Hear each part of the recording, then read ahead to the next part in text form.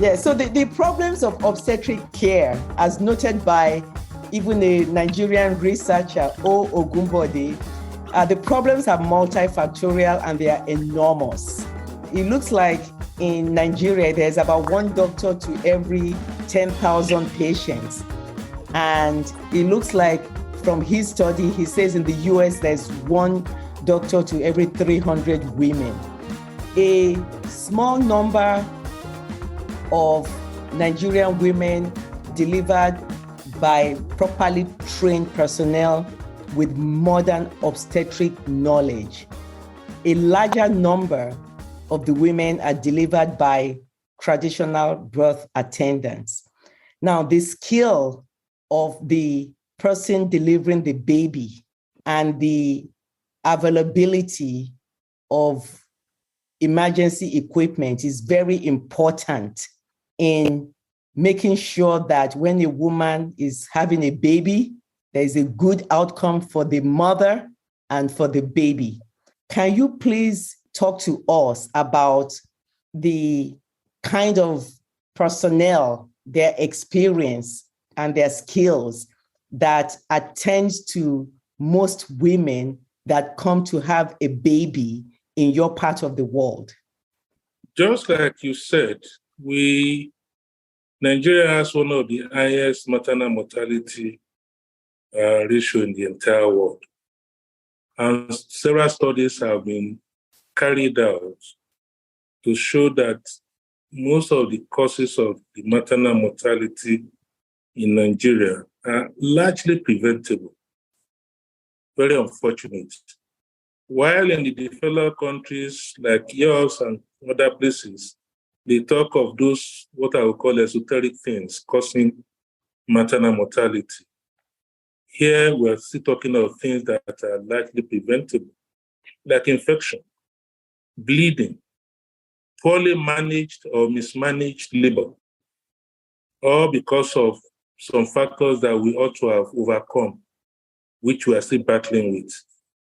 And so the common causes of maternal mortality in Nigeria: obstetric hemorrhage, bleeding during pregnancy, and more importantly, during delivery. Infection following delivery, infection following abortion, which obviously was not properly done or carried out in an unhygienic environment. And like I said, poorly managed labor. We are still battling with that in this environment. And this, one can say this is related to the fact that we have shortage of experienced and skilled aquaculture. And that is where we still have to depend on, or people still have to depend on those people we call traditional birth attendants with little or no skill in terms of modern skills that they can utilize to help these women. And in fact, that in some villages, these are the only kind of health personnel that are available. Well, I call them health personnel because they are attending to the health issues of these women, even though they are not qualified health personnel. And so, a number of cases, we deliver in those outfits and they don't have backup. What do I mean by backup? For example, if a woman is in labor in your part of the world, even if she's having natural birth in her home, the ambulance service is readily available in case there is any problem. In fact, the nearest hospital has already been notified. So once there's going to be any problem, they take the woman to the hospital for proper care. Here, there's nothing like that. In a number of places, you don't even have access to the nearest hospital easily, either because of transportation. I mean, if you go into labor in the middle of the night, it's going to be extremely difficult for you to get to the nearest hospital. Apart from the fact that, yes, we have these layers of healthcare services in Nigeria: primary healthcare, secondary healthcare, and tertiary healthcare services. And by arrangement, so to say, the primary healthcare services are supposed to be provided by the local government administration or council. what we call local authority. In your area, I can liken it to counties, that the healthcare services the counties are supposed to be providing. And we have 774 local governments in the country. And all these 774 local governments are supposed to be providing this primary healthcare. They are supposed to provide these primary healthcare centers where these services will be available. And even by WHO protocol on provision of primary and comprehensive healthcare services in this area, there are certain things that are supposed to be available in these healthcare centers, even to take care of pregnancy and some deliveries, but they are not available. And most of these women cannot afford the charges of the hospital. So they will still go to these primary healthcare centers. They will go to the traditional birth attendants. And so they end up with all these, what I call preventable causes of maternal mortality. And hemorrhage is, it consists of a large chunk of this.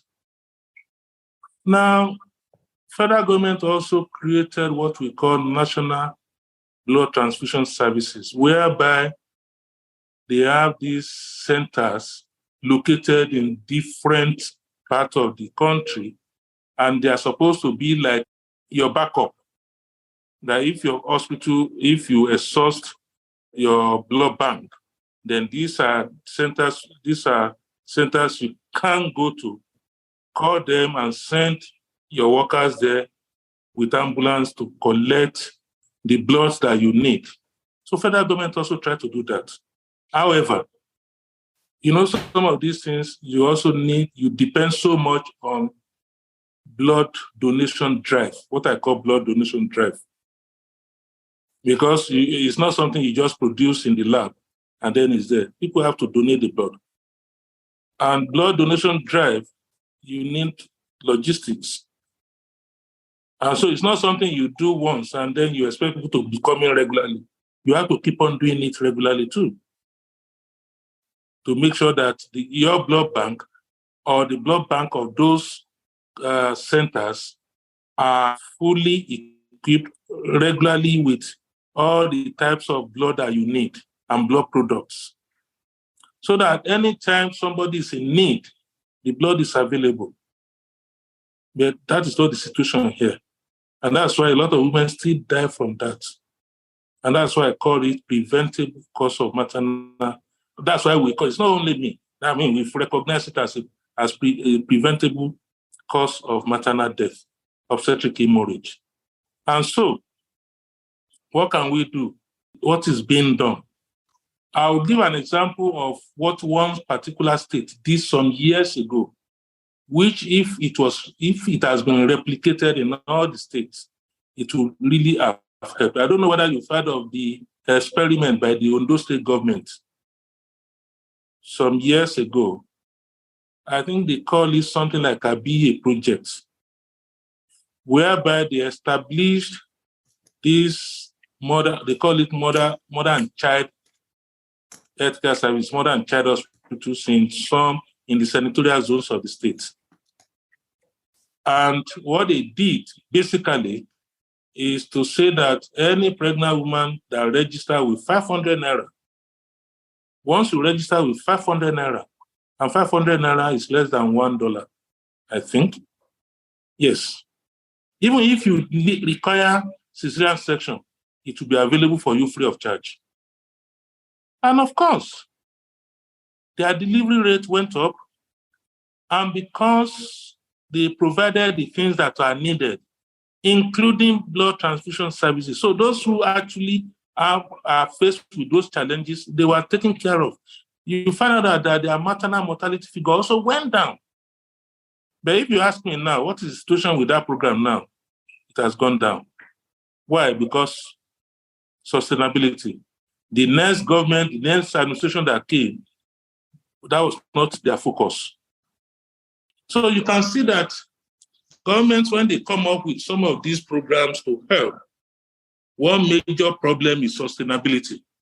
Because if you say you're interested in this, you put some measures in place. When you leave the government, the next person that will come might find something else as his or her own priority. And that is the way politicians behave in Nigeria. So, going back to what else can be done, this is just an example of what can be done, what has been done that really helped. But the major problem is how to sustain it. What you call the will of the government to sustain such a program. And then, of course, I'll give you another example. I went to one state in the north some years ago for a training program. We had to train the people, the nurses, and some of the doctors on how to minimize or reduce maternal mortality. Some of these things actually came on board there. And in one of the sessions, we were doing experience sharing. And the representative of one of the communities there actually told us what the community has been doing to help. And it appears simple, but very effective. What were they doing? Any pregnant woman that is going to the hospital for delivery, they will identify 4 able-bodied men in that area, in that community, that will go to follow the woman.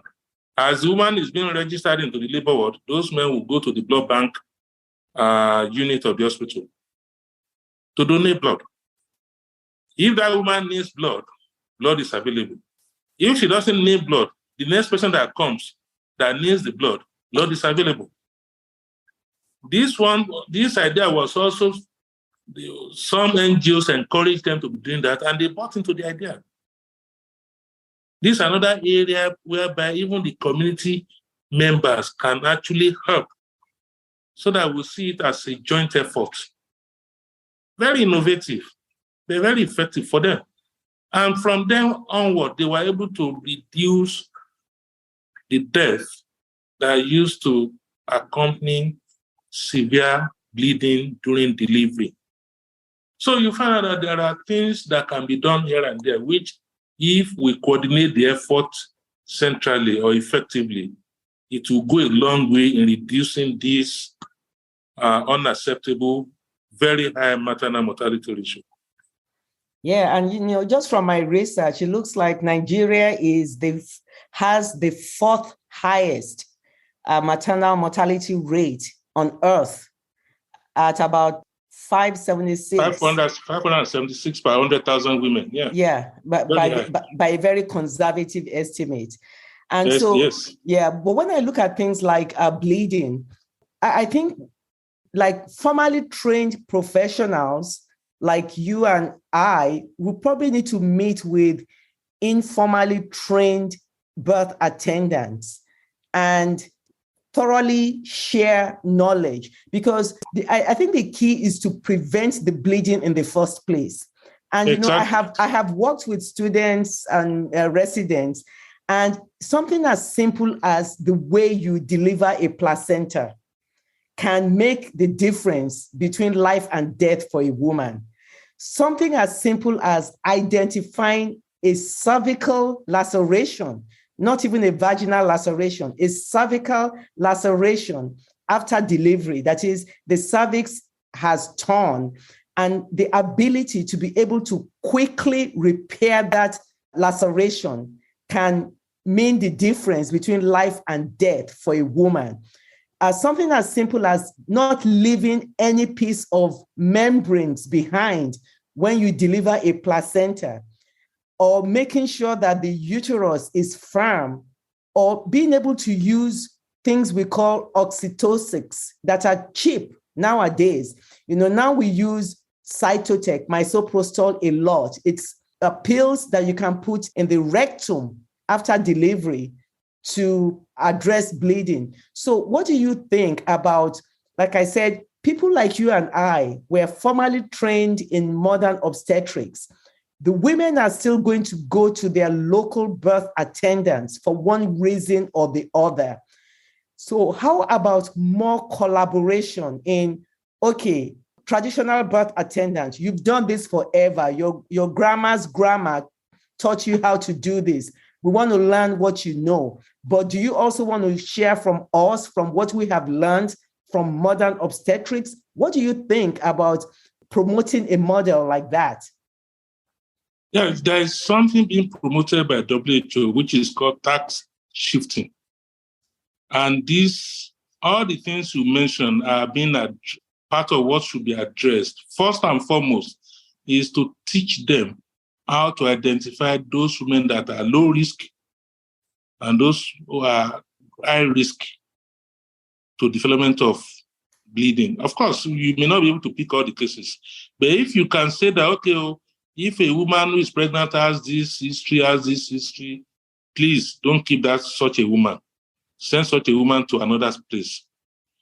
That is being promoted by, this continuous exposure or training by some NGOs interfacing with these traditional birth attendants. It's like you are not trying to say that they've been contributing to this death. No, you want to improve on it. Because when you say that they are contributing to this death, you are putting them in the defensive. And they may not wait to listen to whatever you are saying. But you are partners in progress, but some cases may need extra care. And this is how to identify those cases. These ones you can handle. Even in labor, you know that some conditions will give you time to act. And that is where they are being exposed to when a woman starts having this kind of thing, labor is being delayed.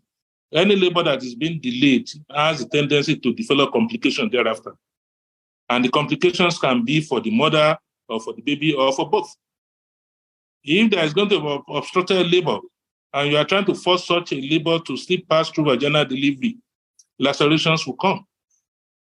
Whether perineal laceration, vaginal laceration, or cervical laceration. So they are being taught how to identify these risk factors. Okay?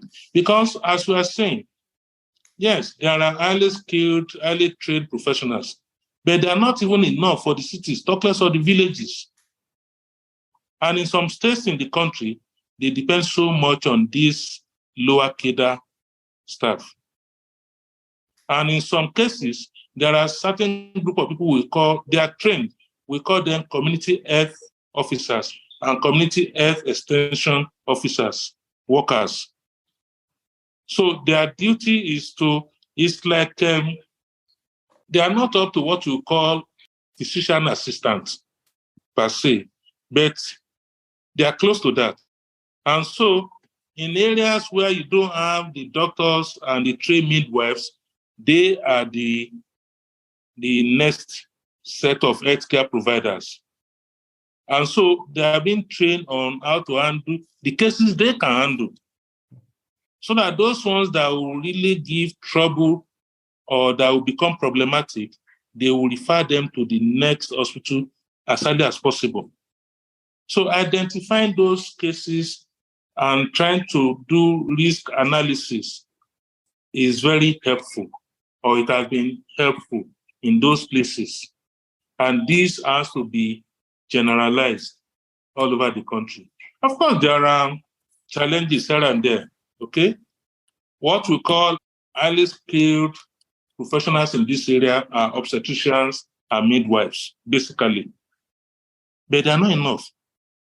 Now it's getting worse as we are talking, because most of the young nurses being trained by the country are emigrating to UK, US, and the rest. A number of obstetricians have left in the last 1 year to Middle East looking for more money. So areas where we say that we don't have enough highly skilled, highly trained professionals, they are being depleted by what we call brain drain. So you can now imagine that in those places, there will be more recourse to the services of the traditional birth attendants and co, even though they're not trained. So we have to find a way of utilizing their so-called skills in quotes.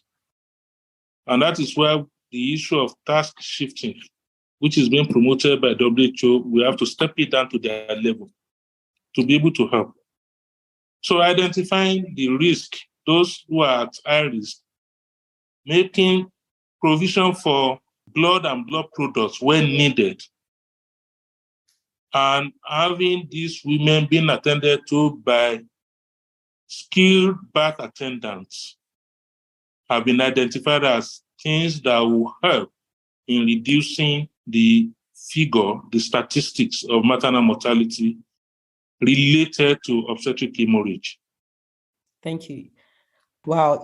Currently, less than 20% of the population over there is educated like this for these issues. And only 5% of the total budget is allocated to the healthcare sector in the 2023 proposed budget in Nigeria. As a way of reference, 18.3% of the US budget was allocated to the health sector in 2021. I mean, how can we get more funding to the Nigerian healthcare system?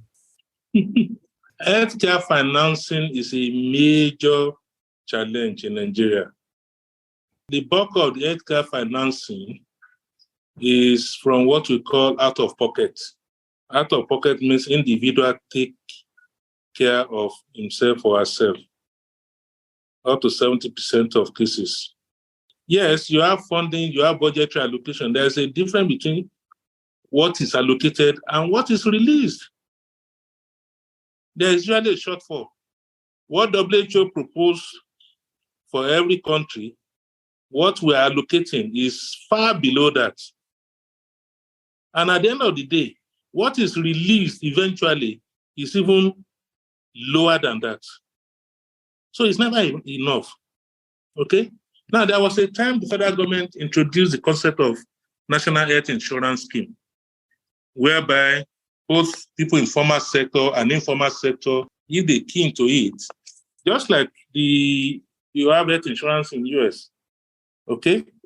But the uptake of that particular program is so low because the bulk of the people seeking health are in the informal sector. The formal sector, the ones that government can control, they can more or less by government policy deduct the money from your salary every month. Yes. Okay. But the people who are actually in need, most of them are not in this sector. So it has to be voluntary contribution on their part. And not many people have bought into that idea. So at the end of the day, when they get to the hospital, they still have to get the money out of their pocket, and that money is not available. So imagine a woman who is in labor in one remote village. She's bleeding, the nurse says, okay, go to the next secondary health care level. And they get there. They need this, they need that. There's no money in their pocket. This is another cause of maternal mortality in Nigeria. So how do you get funds? International organizations, international NGOs have been helping the government in some areas, but they cannot take over the entire thing. Of course, because they have their own priorities too. And it's not only Nigeria that they have to focus on. So you still need the government of the day to be more proactive and to be more committed to making available even the little that you quoted that they allocated. Because at the end of the year, you find out that 5-point-something% that was allocated to Earth, not all the money is released. The one they probably will release will be the one that will take care of the staff emolument, staff salary. The rest, in terms of providing for this, building this, you find out that there will be serious shortfall at the end of the day. And it's like a cycle every year like that. Again, I'm able to say that through the help of some international organizations, WHO, Global Fund, and other, even the Gates Foundation and co, they've been able to help assist both the federal government and some state governments in this regard. There's no doubt about it. The government, well, at state level and at federal level, must show commitment to providing quality healthcare services to the populace. Without that, whatever these international organizations are doing in terms of intervention will not be enough. And it will appear as if they are not doing anything because you are not, the outcome measure, what you are getting is not commensurate with what you expect. So going on funds drive, yes, you target specific things. Yes, it will work. Like what Bill Gates and co have been doing in terms of immunization program, HIV programs, and a few other health programs in the country. Now, to add the issue of hemorrhage during pregnancy and delivery, especially, a number of things you need, like I said, low transfusion services, having highly skilled healthcare providers, birth attendants. This requires training. The few that were available are emigrating.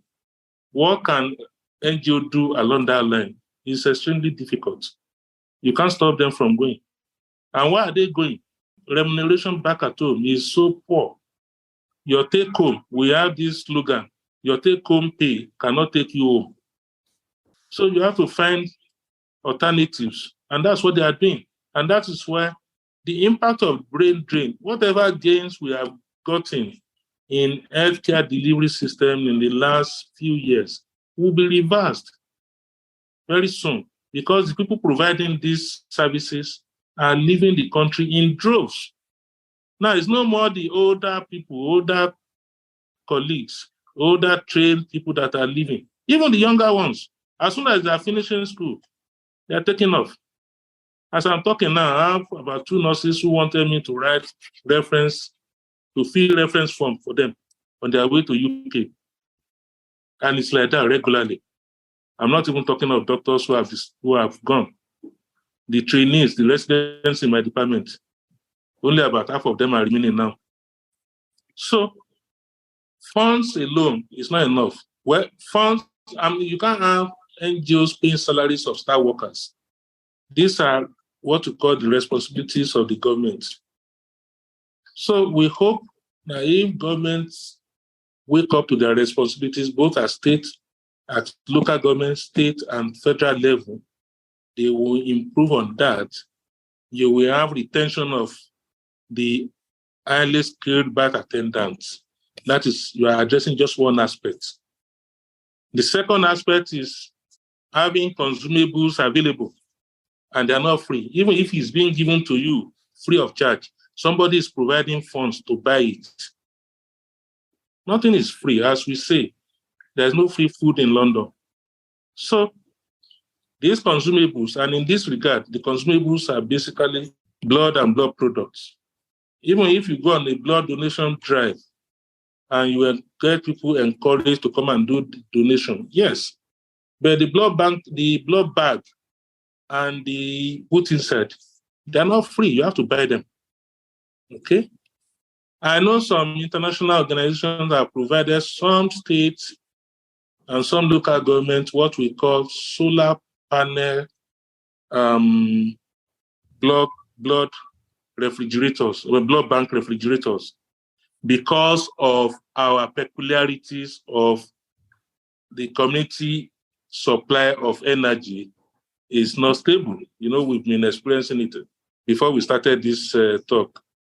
It took us some time before I was able to get somewhere to have this energy supply. So you have that one. You now have some organizations, even WHO, providing some communities. I've gone around a few places and I've seen it with what we call solar energy-backed blood bank refrigerators. So they don't depend on the community supply, and that has helped a lot. Before, they will put the blood in the refrigerator, and it will get, you won't be able to use it again when there's power outage for some hours, even for some days in some cases. So what they've been able to do in those areas was to help them to make sure that they have constant power supply to those refrigerators. And then that means the blood there will still be available for use. Maybe if we're able to replicate that one in virtually all the local government health centers, That will go a long way in helping these people that will need these services, honestly speaking. But we need to replicate that in virtually everywhere to be able to be effective. Thank you. Thank you. Thank you. Yeah. So, a proper communication system is also so vital to the establishment of liaison between doctors and the community of patients. And at times, this might be non-existent. And then the problems are compounded by hostile environmental factors. So in your part of the world, what are some of the tribal, these superstitious and religious practices that permit or prevent access to proper health care and permit, for instance, marriages as early as 10 years of age? And we know that if a 10-year-old gets pregnant and is trying to have a baby, that is a disaster. So what are some of the religious and cultural practices that permit child marriage and also prevent women in labor from seeking attention in a timely fashion? And you've alluded to some of these, but I wanted to bring up, the issue of there is a strong tribal, superstitious, and religious underlay that affects the way people make decisions.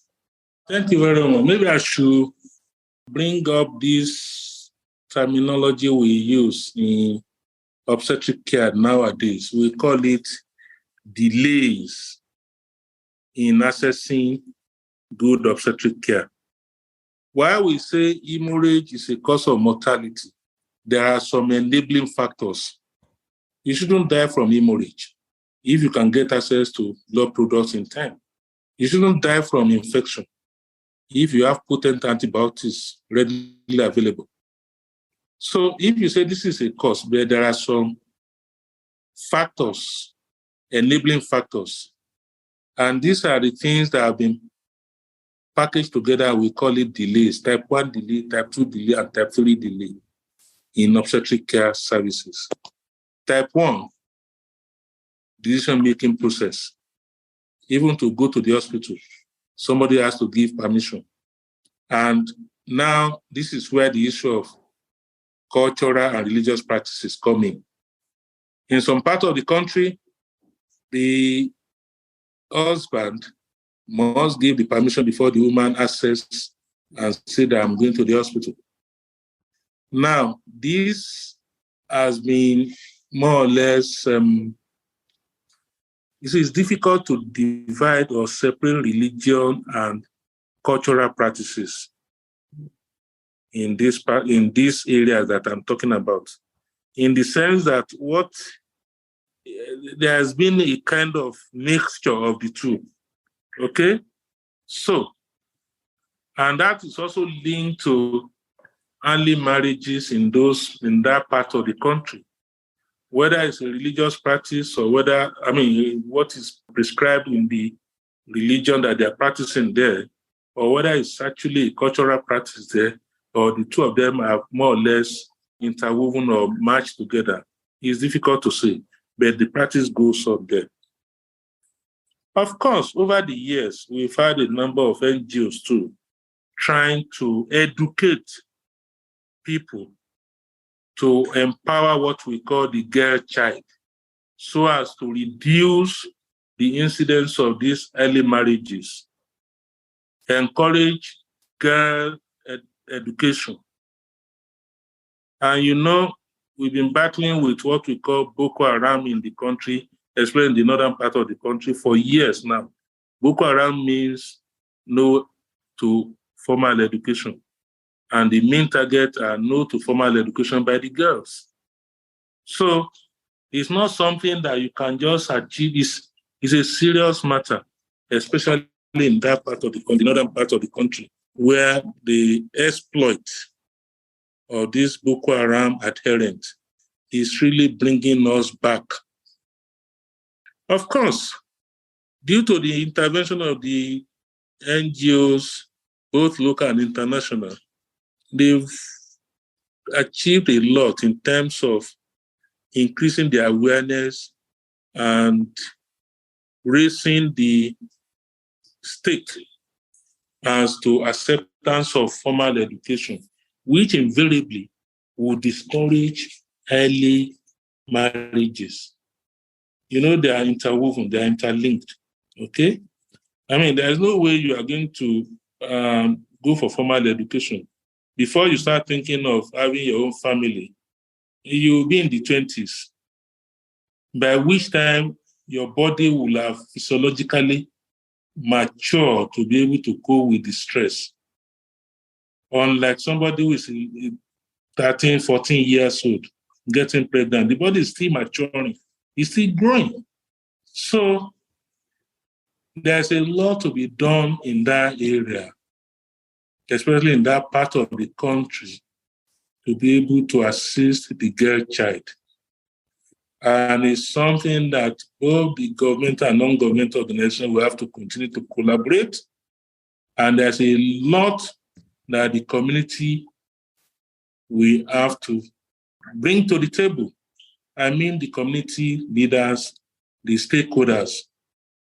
There's no way we can achieve anything there without engaging the community, because they are not only the one perpetuating these practices, they are the eventual beneficiary too, if we change that practice. And so it's not something you just come from somewhere or wake up and say, oh, stop doing this. It's not good. We have to engage them one-on-one, which is what a number of NGOs have been doing. And they've been getting some. So it's just that we still have a long way to go along that line. We have a long way to go.